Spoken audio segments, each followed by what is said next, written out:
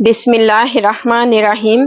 السلام علیکم ناظرین، آج کی ویڈیو میں ہم 4 زندہ نبیوں کا تذکرہ کریں گے کہ وہ 4 ایسے کون سے نبی ہیں جن کو موت نہیں آئی۔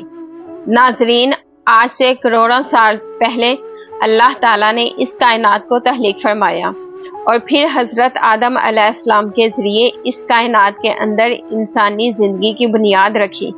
اس طرح اللہ تعالیٰ نے اس روئے زمین پر بے شمار قوموں کو آباد فرمایا اور ان قوموں کی طرف اپنے بے شمار انبیاء کرام کو مبعوث فرمایا۔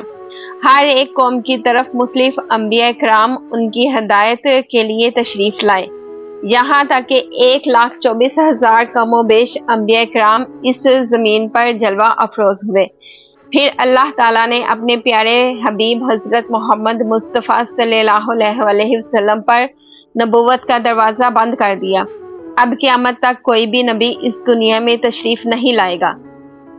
تو اس طرح بے شمار انبیاء کرام اپنے اپنے وقت میں اپنی اپنی قوموں کی طرف آئے اور دنیا سے واپس چلے گئے، لیکن 4 انبیاء کرام ایسے ہیں جو آج بھی زندہ ہیں اور آج بھی لوگوں کی مدد کر رہے ہیں اور ان کو ہدایت کی طرف بلاتے ہیں۔ یہ 4 انبیاء کرام کون کون سے ہیں اور اللہ تعالیٰ نے ان انبیاء کرام کو کس وجہ سے زندہ رکھا ہے؟ اگر آپ ایسی ہی اسلامک ویڈیوز دیکھنا چاہتے ہیں تو ہمارے اس چینل کو لازمی سبسکرائب کریں۔ ناظرین، مختلف روایات اور احادیث نبوی کی روشنی میں 4 ایسے انبیاء کرام کا ذکر ملتا ہے جن کو اللہ تعالیٰ نے آج بھی زندہ رکھا ہوا ہے۔ یہ 4 نبی کب تک زندہ رہیں گے؟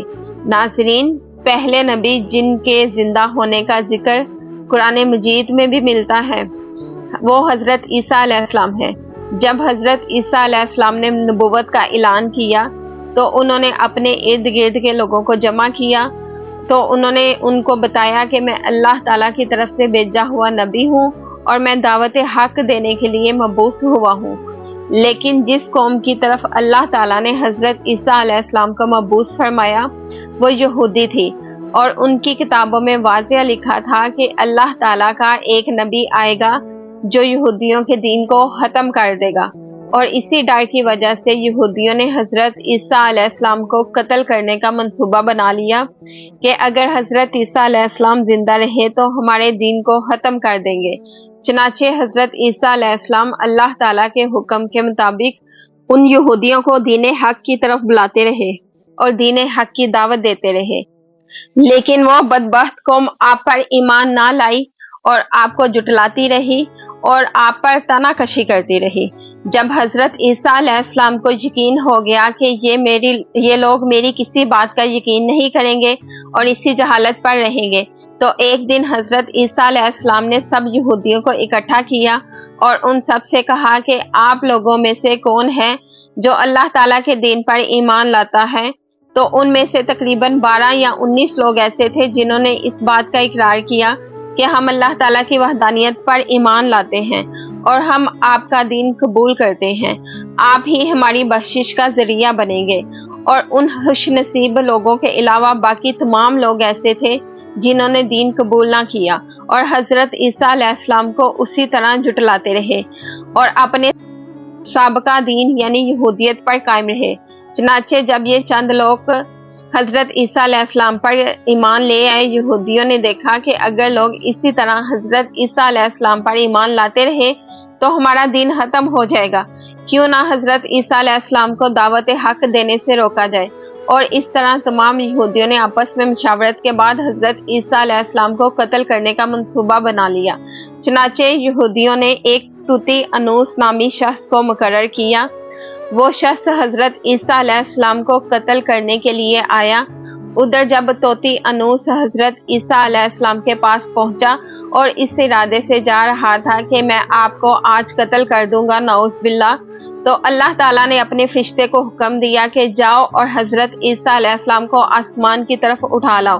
وہ فرشتہ اللہ تعالیٰ کے حکم کی تعمیل کرتے ہوئے حضرت عیسیٰ علیہ السلام کے پاس گیا اور حضرت عیسیٰ علیہ السلام کو اپنے ساتھ آسمانوں کی جانب لے آیا۔ جب آپ آسمان کی طرف پہنچے تو آپ کی ملاقات آپ کی والدہ یعنی حضرت مریم سلام اللہ علیہا سے ہوئی उस वक्त आपकी वालिदा ने आपको गले लगाकर प्यार किया और आपने अपनी वालिदा माजिदा से फरमाया कि अम्मी जान, अब हमारी मुलाकात रोज़े क़यामत ही होगी। इस तरह जब हज़रत ईसा अलैहिस्सलाम आसमानों की तरफ उठाए गए तो उस वक्त आपकी उम्र 33 साल थी। उधर यहूदी बाहर खड़े होकर उस शख्स का इंतज़ार कर रहे थे जिस शख्स को उन्होंने हज़रत ईसा अलैहिस्सलाम को कत्ल करने के लिए भेजा था कि ना जाने कब तोती अनूस हज़रत ईसा अलैहिस्सलाम को कत्ल करके बाहर आएगा। इस तरह जब काफ़ी देर हो गई तो वो शख्स वापस ना आया। उस वक्त तमाम यहूदी हज़रत ईसा अलैहिस्सलाम के घर की तरफ गए कि देखें आखिर माजरा क्या है। उन्होंने एक शख्स को पाया जिसका चेहरा हज़रत ईसा अलैहिस्सलाम जैसा था, तो उन्होंने उसे कत्ल कर दिया और कत्ल करने के बाद उन्होंने देखा कि चेहरा तो हज़रत ईसा अलैहिस्सलाम जैसा था, लेकिन ये हमारा भेजा हुआ वही शख्स था जिसको हमने हज़रत ईसा अलैहिस्सलाम के कत्ल के लिए भेजा था।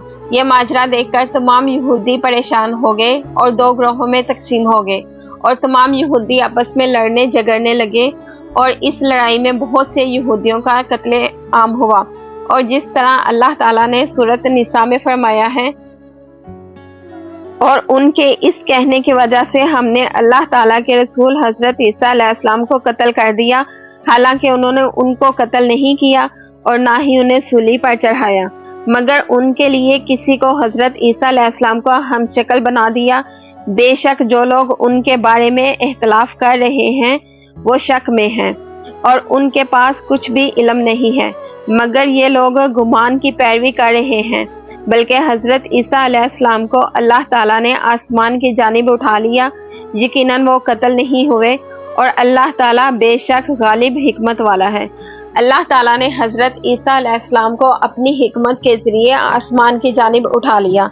हदीस नबवी में है कि नबी करीम सल्लल्लाहु अलैहि वसल्लम ने इरशाद फरमाया, हज़रत ईसा अलैहिस्सलाम क़यामत से पहले ज़मीन पर तशरीफ़ फरमाएंगे और सुन्नत नबवी के मुताबिक ज़िंदगी गुजारेंगे और हज़रत ईसा अलैहिस्सलाम ही सलीब को तोड़ेंगे और दज्जाल का जड़ से खात्मा करेंगे। करते हैं दूसरे नबी जिनको अल्लाह ताला ने जिंदगी अता की हुई है, वो हज़रत हिजर अलैहिस्सलाम है। हज़रत हिजर अलैहिस्सलाम ज़ाहिरी तौर पर इस दुनिया में तब तशरीफ़ लाएंगे जब दज्जाल इस दुनिया में ज़ाहिर होगा और दज्जाल इस दुनिया में अपना फितना फैला रहा होगा और दुनिया के लोगों को अल्लाह के दीन से दूर कर रहा होगा। उस वक्त हज़रत हिजर अलैहिस्सलाम लोगों को अल्लाह के दीन की तरफ बुलाएंगे और अल्लाह की वहदानियत की तरफ बुलाएंगे, लोगों को नेकी की तरफ बुलाएंगे और लोगों को कहेंगे नेक काम करो, बुरे कामों से बाज आ जाओ। एक दूसरी रिवायत में है कि हज़रत मोहम्मद सल्लल्लाहु अलैहि वसल्लम अपने सहाबा किराम को हज़रत हिजर अलैहिस्सलाम का किस्सा सुना रहे थे कि आपने फरमाया, हज़रत हिजर अलैहिस्सलाम का बाप एक बादशाह था। हज़रत हिजर अलैहिस्सलाम को बादशाहत से नवाजना चाहता था, लेकिन हज़रत हिजर अलैहिस्सलाम को दुनिया की बादशाहत पसंद ना आई और आप अलैहिस्सलाम ने दुनिया की सल्तनत को लेने से इनकार कर दिया। आपने अपने वालिद ग्रामी से कहा कि मैं इस दुनिया की सल्तनत नहीं लेना चाहता, तो इस तरह आप अपने वालिद से नाराज़ होकर जंगलों की तरफ चले गए और जहाँ पर उन्हें कोई भी ना ढूंढ सका और वहाँ पर आप इबादत इलाही में मसरूफ़ हो गए। इसी दौरान आपका गुजर एक आबे हयात के चश्मे के करीब से हुआ और चश्मे से पानी पीकर आप ताहयात जिंदा रहने में कामयाब हो गए और आपका ताहयात जिंदा रहने का जिक्र काफ़ी रवायात में मिलता है। हज़रत अनस रज़ियल्लाहु ताला अन्हो ने एक रवायत नकल की है कि जब अल्लाह ताला के प्यारे नबी हज़रत मोहम्मद सल्लल्लाहु अलैहि वसल्लम का ज़ाहरी इंतकाल हुआ तो एक बुजुर्ग सारे मजमे से होता हुआ हुजूर अनवर हज़रत मोहम्मद सल्लल्लाहु अलैहि वसल्लम के जिसमें अतहर के पास आकर रुक गया और उस शख्स ने कुछ पढ़ा और फिर वापस चल दिया। तो उसके जाने के बाद वहाँ मौजूद सहाबा किराम ने पूछा, ये शख्स कौन था? उस मजमे में से कोई भी उसको ना जानता था। उस वक्त हज़रत अली अलैहिस्सलाम बोले, मैं इस शख्स को जानता हूँ, ये हज़रत हिजर अलैहिस्सलाम है। हज़रत हिजर अलैहिस्सलाम अल्लाह ताला के हुक्म से मुसीबत ज़दा लोगों की रहनुमाई करते हैं और हज़रत हिजर अलैहिस्सलाम लोगों की इस्लाह करके उनको अल्लाह ताला के हुक्म के मुताबिक ज़िंदगी बसर करने का हुक्म देते हैं और आप बहुत ही नेक और खुदा तर्स इंसान हैं اور بعض روایات کے اندر یہ بھی آتا ہے کہ حضرت خضر علیہ السلام کا ذکر حضرت ذوالقرنین کے ساتھ میں ہوتا ہے۔ ناظرین، حضرت عیسیٰ علیہ السلام اور حضرت خضر علیہ السلام کے بعد تیسرے زندہ نبی جن کا ذکر قرآن مجید میں 2 جگہ پر موجود ہے وہ حضرت الیاس علیہ السلام ہے۔ جس طرح کے تفاسیر میں بیان کیا گیا ہے، حضرت الیاس علیہ السلام کو ایک نورانی گھوڑے پر بٹھا کر آسمان کی طرف لے جایا گیا۔ اس بات کا تذکرہ حضرت انس رضی اللہ تعالی عنہ ایک روایت میں کرتے ہیں اور فرماتے ہیں، میں اور حضرت محمد صلی اللہ علیہ وآلہ وسلم ایک پہاڑ سے گزر رہے تھے اور وہاں سے گزرتے ہوئے ایک آواز سنائی دی کہ اللہ تعالیٰ مجھے بھی حضرت محمد صلی اللہ علیہ وآلہ وسلم کا امتی بنا دے۔ یہ آواز سنتے ہی اللہ تعالیٰ کے نبی نے مجھے حکم دیا، اے انس، اس آواز کا پتہ لگاؤ یہ کون ہے۔ تو حضرت انس رضی اللہ تعالیٰ عنہ بیان کرتے ہیں کہ میں جب پہاڑ کے اندر گیا تو میں نے دیکھا ایک سفید پوش بزرگ اللہ تعالیٰ کی عبادت میں مشغول تھے۔ جب اس شخص نے مجھے دیکھا تو کہا، اے بندے، تو محمد صلی اللہ علیہ وآلہ وسلم کا صحابی ہے؟ حضرت انس رضی اللہ تعالیٰ عنہ نے کہا، جی ہاں۔ تو اس بزرگ نے کہا کہ میرا سلام حضرت محمد صلی اللہ علیہ وآلہ وسلم کو پہنچا دو اور حضرت محمد صلی اللہ علیہ وآلہ وسلم کی بارگاہ میں عرض کرنا کہ حضرت الیاس علیہ السلام آپ سے ملنا چاہتے ہیں۔ اور میں واپس آپ صلی اللہ علیہ وآلہ وسلم کے پاس آیا۔ حضور صلی اللہ علیہ وآلہ وسلم کی بارگاہ میں حضرت الیاس علیہ السلام کا سلام پیش کیا تو آپ صلی اللہ علیہ وآلہ وسلم نے مجھے اپنے ساتھ لیا اور حضرت الیاس علیہ السلام سے ملنے کے لیے چل پڑے۔ جب آپ حضرت الیاس علیہ السلام کے پاس پہنچے تو میں ان سے کچھ دور کھڑا ہو گیا، تو آپ صلی اللہ علیہ وآلہ وسلم اور حضرت الیاس علیہ السلام کافی دیر تک آپس میں باتیں کرتے رہے۔ تو اس دوران ان پر آسمان کی طرف سے کھانا نازل ہوا، تو اس وقت حضرت محمد صلی اللہ علیہ وآلہ وسلم نے مجھے بھی اپنے پاس بلا لیا اور اس طرح ہم تینوں نے مل کر کھانا کھایا۔ کھانا ختم ہوا تو میں نے دیکھا کہ ایک سفید پرندہ آسمان سے نیچے کی طرف آ رہا ہے اور وہ پرندہ حضرت الیاس علیہ السلام کے پاس آ گیا۔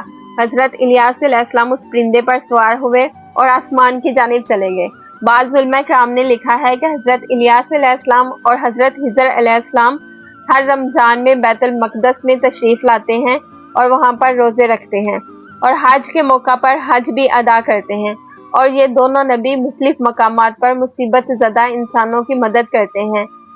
تو ناظرین، اب بات کرتے ہیں چوتھے نبی کی جو آج بھی زندہ ہیں، وہ ہے حضرت ادریس علیہ السلام، جن کے زندہ ہونے کا ذکر بہت سی روایات میں ملتا ہے۔ جس طرح سورۃ مریم میں اللہ تعالیٰ کا ارشاد ہے کہ وہ ایک نیک اور پرہیزگار انسان اور نبی تھے، اور اللہ تعالیٰ نے حضرت ادریس علیہ السلام کو جنت میں اٹھا لیا۔